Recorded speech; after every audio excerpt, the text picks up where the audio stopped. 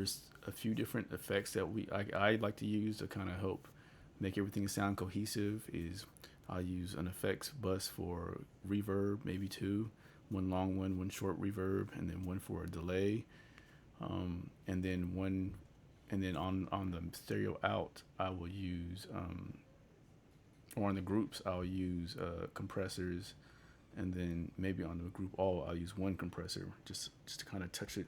Not I won't use the compressor to like make it louder or to even do a lot of coloration, but just to have it going through the same effects unit, virtual effects unit, to kind of just bring some cohesiveness. So it's like, you know, it all sounds more glued together, or more glued together. So next, what I would do is I would create two effects tracks, stereo, right? I want those to go to stereo out, the master fader. I'm gonna call it something different.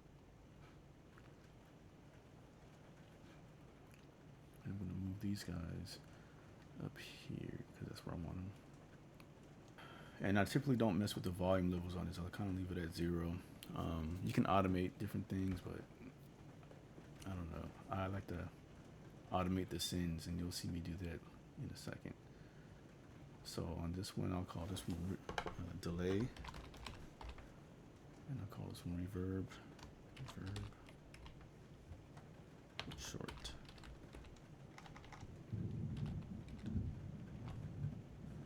All right, delay reverb short. And then next, what I'll do is I'll listen for something I want to throw into the reverb.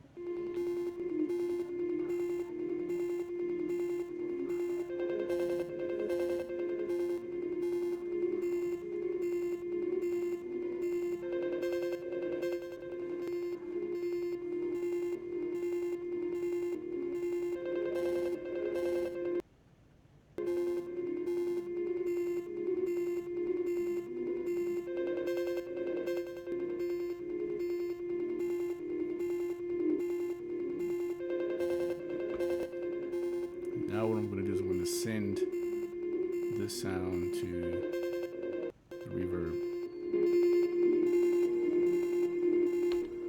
And what this will allow me to do is to mix it in, instead of the reverb just being slapping a bunch of reverbs on all the tracks. I just send those tracks that I want reverb on to this reverb right here, and I can kind of mix it in. So you'll hear the dry version, but then you'll also hear it coming out of the reverb effects. Right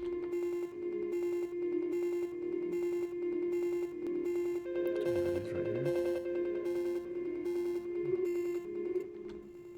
And then on the reverb channel itself, I will cut the bass because it can cause things to sound muddy and overcrowded if you have a bunch of bassy reverb going on in the middle of a mix.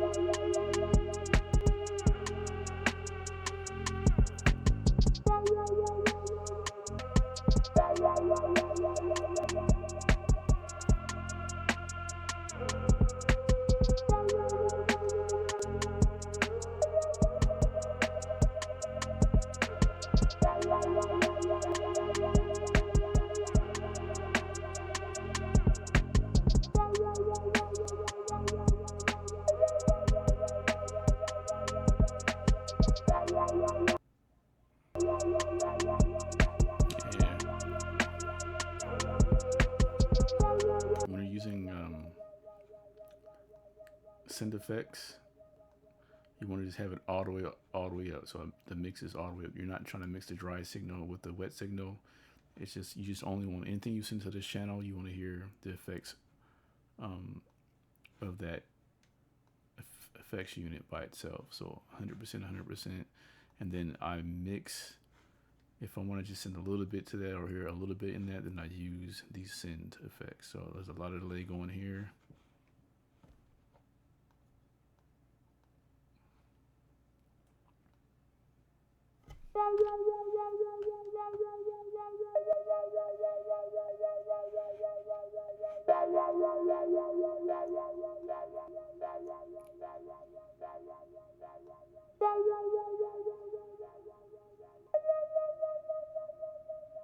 So barely hear it now, but I want it there, so I like that.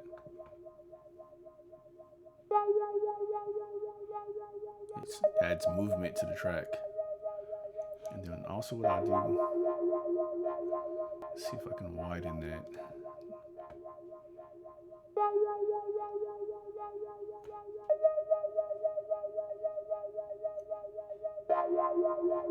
Yeah, I can't control how far it ping pongs.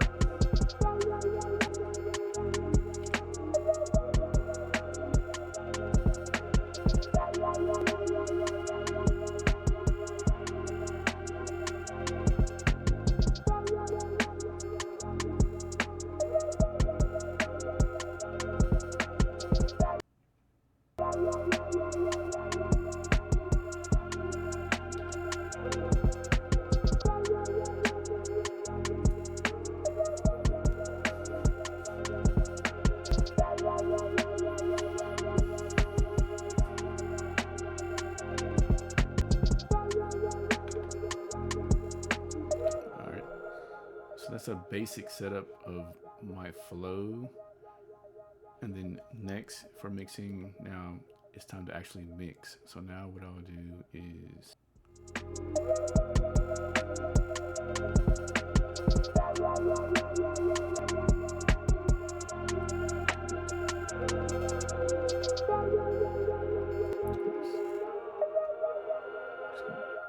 it doesn't work that way. Okay. And I'll just bring one thing in. Now I'm going to be looking at loudness.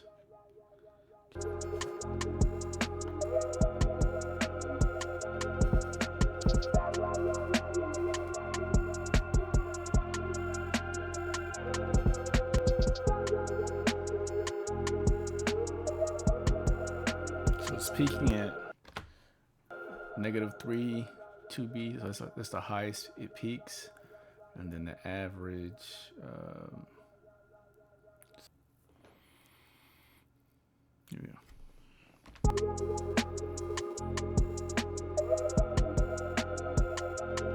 So about right, -5 dB, which is pretty good.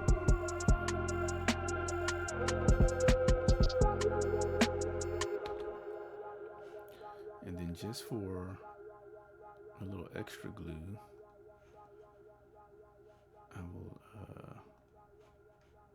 oh, it's got a limiter on it. That's because I was sharing it earlier. So let's take this limiter off.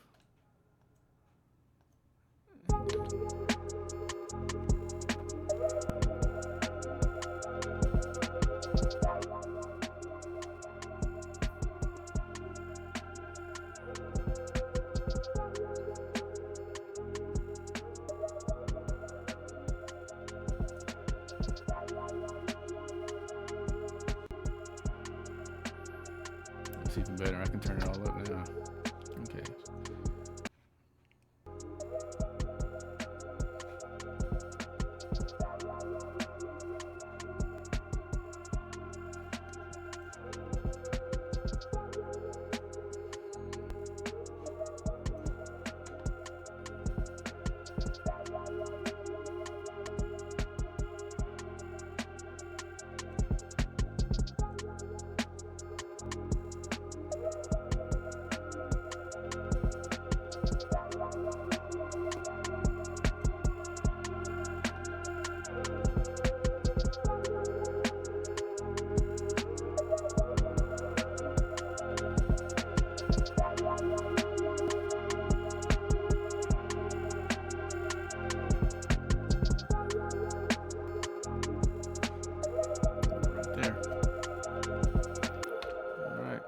So we'll call this, pretty much mixed, right?